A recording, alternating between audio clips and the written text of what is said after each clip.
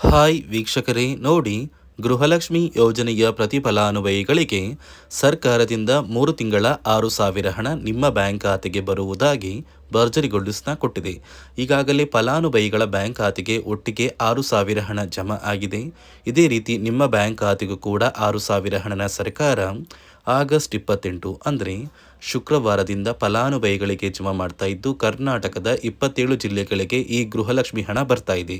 ಅದೇ ರೀತಿ ಸರ್ಕಾರದಿಂದ ಬಂದಿರುವ ಹೊಸ ನಿಯಮಗಳು ಬದಲಾವಣೆಗಳನ್ನ ನೀವು ಪಾಲಿಸಿದ್ರೆ ಮಾತ್ರ ಹಣ ಬರೋದು. ಯಾಕಂದರೆ ಸುಮಾರು 5ರಿಂದ 7 ಲಕ್ಷಕ್ಕಿಂತ ಅಧಿಕ ಮಹಿಳೆಯರಿಗೆ ಗೃಹಲಕ್ಷ್ಮಿ ಹಣ ಕ್ಯಾನ್ಸಲ್ ಆಗಿದೆ.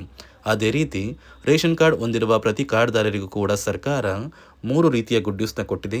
ಯಾರಿಗೆಲ್ಲ ಗೃಹಲಕ್ಷ್ಮಿ ಹಣ ಬರುತ್ತೆ, ರೇಷನ್ ಕಾರ್ಡ್ದಾರರಿಗೆ ಏನೆಲ್ಲ ಗುಡ್ ನ್ಯೂಸ್ ಕೊಟ್ಟಿದೆ ಮತ್ತು ನೀವು ಈ KYCನ ಹೇಗೆ ಮಾಡಿಸ್ಬೇಕು ಅಂತ ನಾನು ನಿಮಗೆ ತಿಳಿಸ್ಕೊಡ್ತೀನಿ. ಅದಕ್ಕಿಂತ ಮೊದಲು ನೋಡಿ ವೀಕ್ಷಕರೇ, ನೀವು ನನ್ನ ಚಾನಲ್ನ ಸಬ್ಸ್ಕ್ರೈಬ್ ಆಗಿಲ್ಲ ಅಂದರೆ ದಯವಿಟ್ಟು ಪ್ರತಿಯೊಬ್ಬರು ಚಾನಲ್ನ ಸಬ್ಸ್ಕ್ರೈಬ್ ಮಾಡಿಕೊಂಡು ಹಾಗೆ ವಿಡಿಯೋಗೆ ಒಂದು ಲೈಕ್ನ ಕೊಡಿ. ಹೌದು ವೀಕ್ಷಕರೇ, ಕೊನೆಗೂ ಸರ್ಕಾರದಿಂದ ಗೃಹಲಕ್ಷ್ಮಿ ಯೋಜನೆಯ ಪ್ರತಿಯೊಂದು ಫಲಾನುಭವಿಗಳ ಬ್ಯಾಂಕ್ ಖಾತೆಗೆ ಕಳೆದ 3 ತಿಂಗಳಿಂದ ಸಿಗಬೇಕಾದ ಗೃಹಲಕ್ಷ್ಮಿ ಯೋಜನೆಯ 6,000 ಹಣನ ಜಮಾ ಮಾಡ್ತಾ ಇದೆ. ಈ ಆಗಸ್ಟ್ ತಿಂಗಳ 34ನೇ ಕಂತು, ಜುಲೈ ತಿಂಗಳ 33ನೇ ಕಂತು ಹಾಗೂ ಜೂನ್ ತಿಂಗಳ 32ನೇ ಕಂತು, ಒಟ್ಟು 3 ತಿಂಗಳ 6,000 ಗೃಹಲಕ್ಷ್ಮಿ ಹಣ ಫಲಾನುಭವಿಗಳ ಬ್ಯಾಂಕ್ ಖಾತೆಗೆ ಬರ್ತಾ ಇದೆ.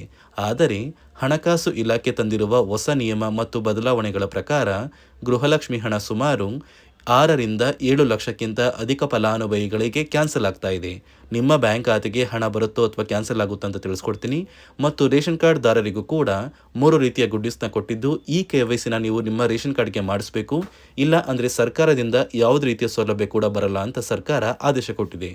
ಮತ್ತು ಕರ್ನಾಟಕದ 27 ಜಿಲ್ಲೆಗಳನ್ನು ಸರ್ಕಾರ ಆಯ್ಕೆ ಮಾಡಿ ಆಗಸ್ಟ್ 28 ಶುಕ್ರವಾರದಿಂದ 3 ತಿಂಗಳ 6,000 ಹಣನ ಜಮಾ ಮಾಡ್ತಾ ಇದ್ದು, ಈ ಒಂದು ಹಣ ಯಾವ ಜಿಲ್ಲೆಗಳಿಗೆ ಬರ್ತಾ ಇದೆ ಅಂದರೆ ಬಾಗಲಕೋಟೆ, ಬೆಂಗಳೂರು ನಗರ, ಬೆಂಗಳೂರು ಗ್ರಾಮಾಂತರ, ಬೆಳಗಾವಿ, ವಿಜಯಪುರ, ರಾಮನಗರ, ಚಿಕ್ಕಬಳ್ಳಾಪುರ, ಧಾರವಾಡ, ಗದಗ, ಚಿತ್ರದುರ್ಗ, ದಾವಣಗೆರೆ, ಹಾವೇರಿ, ಉತ್ತರ ಕನ್ನಡ, ಶಿವಮೊಗ್ಗ, ಕೋಲಾರ, ತುಮಕೂರು, ಬಳ್ಳಾರಿ, ಚಾಮರಾಜನಗರ, ಬೀದರ್, ದಕ್ಷಿಣ ಕನ್ನಡ, ಕಲಬುರಗಿ, ಹಾಸನ, ಕೊಪ್ಪಳ, ಕೊಡಗು, ರಾಯಚೂರು, ಮಂಡ್ಯ, ಯಾದಗಿರಿ, ಮೈಸೂರು ಮತ್ತು ವಿಜಯನಗರ ಈ ಜಿಲ್ಲೆಗಳ ಪ್ರತಿ ಫಲಾನುಭವಿಗಳಿಗೆ 3 ತಿಂಗಳ ಗೃಹಲಕ್ಷ್ಮಿ ಯೋಜನೆಯ 6,000 ಹಣ ಬರ್ತಾ ಇದೆ. ಆದರೆ ಗೃಹಲಕ್ಷ್ಮಿ ಹಣಕ್ಕೆ ಹೊಸ ನಿಯಮಗಳು ಬದಲಾವಣೆಗಳು ಕೂಡ ಬಂದಿದ್ದು, ಹಣ ಕೂಡ ಕ್ಯಾನ್ಸಲ್ ಆಗ್ತಾ ಇದೆ. ನಿಮ್ಮ ಬ್ಯಾಂಕ್ ಖಾತೆಗೂ ಕೂಡ ಕ್ಯಾನ್ಸಲ್ ಆಗುವ ಸಾಧ್ಯತೆ ಇದೆ. ಮತ್ತು ಸರ್ಕಾರ ಈ ಗೃಹಲಕ್ಷ್ಮಿ ಹಣಕ್ಕೆ ಕೆಲವು ನಿಯಮಗಳನ್ನ ಕೂಡ ಜಾರಿಗೆ ತಂದಿದೆ. ಅದೇ ರೀತಿ ರೇಷನ್ ಕಾರ್ಡ್ ಹೊಂದಿರುವ ಪ್ರತಿಯೊಂದು ಕಾರ್ಡ್ದಾರರಿಗೂ ಕೂಡ ಸರ್ಕಾರ 3 ಮುಖ್ಯವಾದ ಭರ್ಜರಿ ಗುಡ್ ನ್ಯೂಸ್ನ ಕೊಟ್ಟಿದ್ದು, ಮೊದಲ ಒಂದು ಗುಡ್ ನ್ಯೂಸ್ ಬಂದು ಸರ್ಕಾರ ಹೊಸ ರೇಷನ್ ಕಾರ್ಡ್ಗೆ ಅರ್ಜಿನ ಸ್ವೀಕಾರ ಮಾಡ್ತಾ ಇದೆ. ನೀವು ಕೂಡ ಹೊಸ ರೇಷನ್ ಕಾರ್ಡ್ನ ಪಡಿಬೇಕು ಅಂದರೆ ಆದಷ್ಟು ಬೇಗ ಅರ್ಜಿನ ಹಾಕಿ. ಅದೇ ರೀತಿ ಎರಡನೆಯ ಒಂದು ಗುಡ್ ನ್ಯೂಸ್ ಬಂದು, ನೋಡಿ ವೀಕ್ಷಕರೇ, ನಿಮ್ಮ ಒಂದು ರೇಷನ್ ಕಾರ್ಡ್ಗೆ ಸರ್ಕಾರದಿಂದ 15 ರೀತಿಯ ಆಹಾರ ಪದಾರ್ಥಗಳನ್ನ ಪ್ರತಿ ರೇಷನ್ ಕಾರ್ಡ್ಗೆ ಕೊಡುವುದಾಗಿ ಸರ್ಕಾರ ಭರ್ಜರಿ ಗುಡ್ ನ್ಯೂಸ್ನ ಕೊಟ್ಟಿದೆ. ಹೌದು ವೀಕ್ಷಕರೇ, ನಿಮ್ಮ ರೇಷನ್ ಕಾರ್ಡ್ಗೆ ಇಂದಿರಾ ಕಿಟ್ನ ಸರ್ಕಾರ ಕೊಡಬೇಕಾಗಿತ್ತು. ಆದರೆ ಇಲ್ಲಿಯವರೆಗೂ ಯಾರಿಗೂ ಕೂಡ ಇಂದಿರಾ ಕಿಟ್ ಸಿಕ್ಕಿಲ್ಲ. ಇದೀಗ ಸರ್ಕಾರ ನಿಮ್ಮ ಒಂದು ರೇಷನ್ ಕಾರ್ಡಿಗೆ ಜುಲೈ, ಆಗಸ್ಟ್ ಮತ್ತು ಸೆಪ್ಟೆಂಬರ್ ತಿಂಗಳ ಒಟ್ಟು 3 ತಿಂಗಳಿಗೆ ಸಿಗುವಂತಹ 15 ರೀತಿಯ ಇಂದಿರಾ ಕಿಟ್ನ ನಿಮ್ಮ ಒಂದು ರೇಷನ್ ಕಾರ್ಡ್ಗೆ ಸರ್ಕಾರ ಕೊನೆಗೂ ವಿತರಣೆ ಮಾಡುವುದಾಗಿ ನಿರ್ಧಾರ ಮಾಡಿದ್ದು, ಪ್ರತಿ ಕಾರ್ಡ್ದಾರರಿಗೆ ಅಂದರೆ ರೇಷನ್ ಕಾರ್ಡ್ ಹೊಂದಿರುವ ಪ್ರತಿ ಕಾರ್ಡ್ದಾರರಿಗೂ ಈ ಒಂದು ಇಂದಿರಾ ಕಿಟ್ನ ಸರ್ಕಾರ ಕೊಡುತ್ತೆ. 3ನೆಯ ಒಂದು ಗುಡ್ ನ್ಯೂಸ್ ಬಂದು, ಇನ್ನು ಮುಂದೆ ನೀವು ಉಚಿತ ಅಕ್ಕಿ ಪಡಿಬೇಕು ಅಂದರೆ ಆ ಒಂದು ಬಯೋಮೆಟ್ರಿಕ್ ಮಷಿನ್ ಮೇಲೆ ಬೆರಳಿಡುವಂತಹ ಅವಶ್ಯಕತೆ ಇಲ್ಲ. ಯಾಕಂದರೆ ಇದೀಗ ಸರ್ಕಾರ ನಿಮ್ಮ ಒಂದು ಬೆರಳು ಆ ಒಂದು ಮಷಿನಲ್ಲಿ ಎಂಟ್ರಿ ಆಗಿಲ್ಲ ಅಂದರೂ ಕೂಡ ಆ ಒಂದು ಅಧಿಕಾರಿಗಳು ಪುಸ್ತಕದಲ್ಲಿ ನಿಮ್ಮ ಒಂದು ಹೆಸರನ್ನ ಬರ್ಕೊಂಡು ನಿಮ್ಮ ಕಾರ್ಡಿಗೆ ಅಕ್ಕಿನ ಕೊಡಬೇಕು ಅಂತ ಸರ್ಕಾರ ಆದೇಶ ಕೊಟ್ಟಿದ್ದು, ಈ 3 ಗುಡ್ ನ್ಯೂಸ್ನ ಪ್ರತಿಯೊಂದು ಫಲಾನುಭವಿಗಳಿಗೆ ಸರ್ಕಾರ ಕೊಡ್ತಾ ಇದೆ. ಇದರ ಜೊತೆಗೆ ನಿಮ್ಮ ಬ್ಯಾಂಕ್ ಖಾತೆಗೆ ಗೃಹಲಕ್ಷ್ಮಿ ಯೋಜನೆಯ ಹಣ ಇನ್ನು ಮುಂದೆ ಬರಬೇಕು ಅಂದರೆ 5 ರೀತಿಯ ಹೊಸ ನಿಯಮಗಳನ್ನ ನೀವು ಪಾಲಿಸಬೇಕು ಅಂತ ಸರ್ಕಾರ ಆದೇಶ ಕೊಟ್ಟಿದೆ. ಅದೇ ರೀತಿ ನೋಡಿ ಸ್ನೇಹಿತರೆ, ಈ ಬಾರಿ ಸುಮಾರು 3 ಲಕ್ಷಕ್ಕಿಂತ ಅಧಿಕ ಫಲಾನುಭವಿಗಳ ಬ್ಯಾಂಕ್ ಖಾತೆಗೆ ಸರ್ಕಾರ ಗೃಹಲಕ್ಷ್ಮಿ ಯೋಜನೆಯ ಹಣನ ಜಮಾ ಮಾಡ್ತಾ ಇಲ್ಲ. ಕಾರಣ ಏನು ಅಂದರೆ, ನಿಮ್ಮ ಬ್ಯಾಂಕ್ ಖಾತೆಗೆ ಡೆಬಿಟ್ ಮೂಲಕ ಹಣ ಜಮಾ ಮಾಡುವಂತಹ ಸಂದರ್ಭದಲ್ಲಿ ಸರ್ಕಾರ ಸಾಕಷ್ಟು ಫಲಾನುಭವಿಗಳ ಒಂದು ಬ್ಯಾಂಕ್ ಖಾತೆಗೆ ಹಣ ಜಮಾ ಮಾಡೋದನ್ನು ಕ್ಯಾನ್ಸಲ್ ಮಾಡಿದೆ. ಯಾಕಂದರೆ ಇತ್ತೀಚೆಗೆ ಹಣಕಾಸು ಇಲಾಖೆ ಜಾರಿಗೆ ತಂದಿರುವ 5 ನಿಯಮಗಳ ಆಧಾರದ ಮೇಲೆ ಪ್ರತಿಯೊಂದು ಫಲಾನುಭವಿಗಳಿಗೆ ಸರ್ಕಾರ ಈ ಒಂದು ಹಣನ ಜಮಾ ಮಾಡ್ತಾ ಇದ್ದು, ಯಾರೆಲ್ಲ ಫಲಾನುಭವಿಗಳು ಈ ನಿಯಮಗಳನ್ನ ಪಾಲಿಸಿಲ್ಲ, ನಿಮ್ಮ ಬ್ಯಾಂಕ್ ಖಾತೆಗೂ ಕೂಡ ಹಣ ಜಮಾ ಆಗೋದಿಲ್ಲ.